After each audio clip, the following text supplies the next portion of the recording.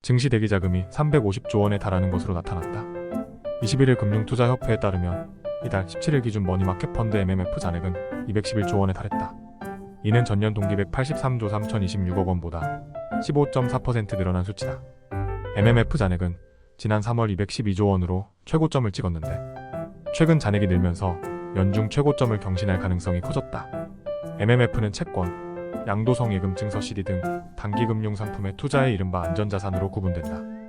은행 금리와 비슷한 수익을 내면서 투자자가 원할 때 돈을 빼낼 수 있어 환금성이 뛰어나다는 장점이 있다. 특히 MMF에 유입된 법인 자금은 194조 1437억 원으로 전체의 91.8%에 육박한다. 큰 손들이 현재 투자할 곳을 명확히 찾지 못해 목돈을 안전하게 보관하고 있다는 의미다. 증권사 종합자산관리계좌 CMA 잔액도 늘고 있다.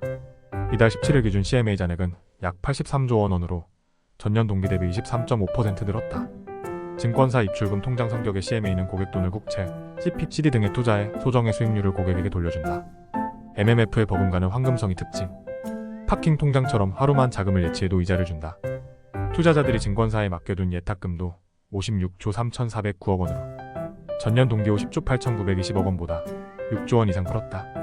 투자자들이 주식을 사기 위해 계좌에 돈을 넣었지만 실제 투자에 나서진 않았다는 뜻이다. 수익 실현 후 대기하는 돈도 포함된다.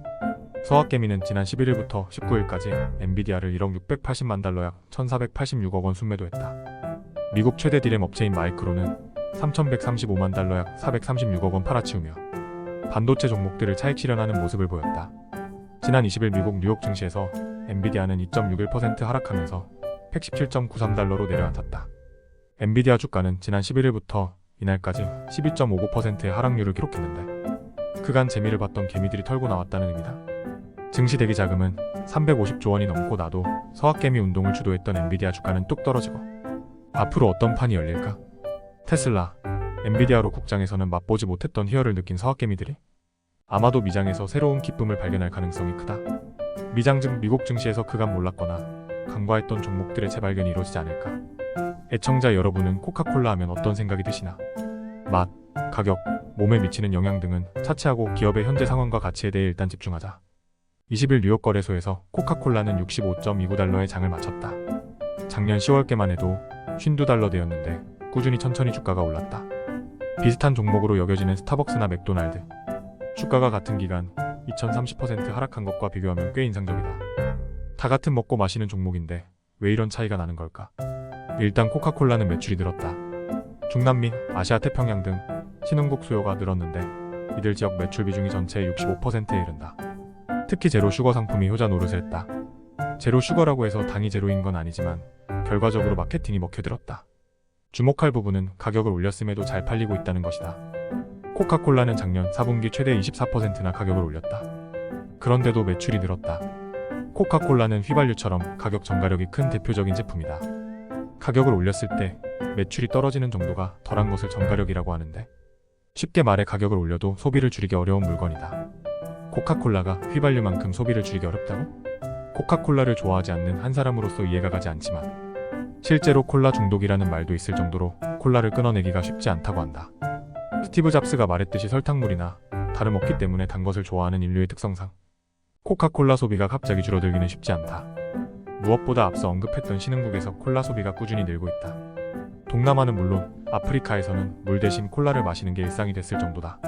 신흥국에서 인구가 계속 늘어나고 있고 소비력도 커지고 있는 상황에서 코카콜라가 새로운 금맥을 발견한 셈이다. 게다가 펩시와 같은 경쟁 브랜드가 있지만 코카콜라 자체의 브랜드 파워가 워낙 강하다.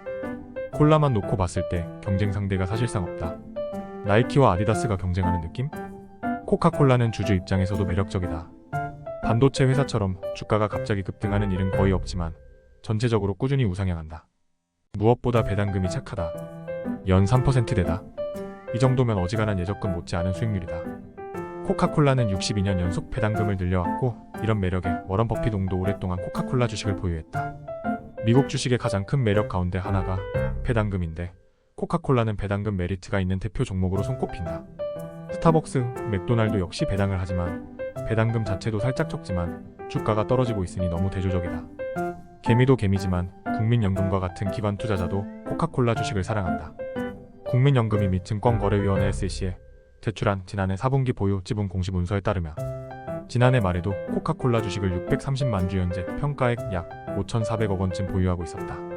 기관이 가지고 있다는 건 그만큼 수요가 많다는 뜻이고 중장기적으로 들고 있을 가능성이 커서 주가가 너를 뛰는 경우도 드물다는 의미다.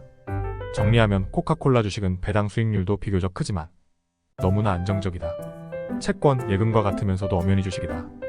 물론 비만의 주범이자 당뇨병을 촉진하는 공범이면서 치아를 썩게 하는 나쁜 물건이기도 한 코카콜라. 이런 주식에는 투자할 수 없다고 생각하는 분들에게는 다음 시간에 덜 나쁜 주식을 소개한다.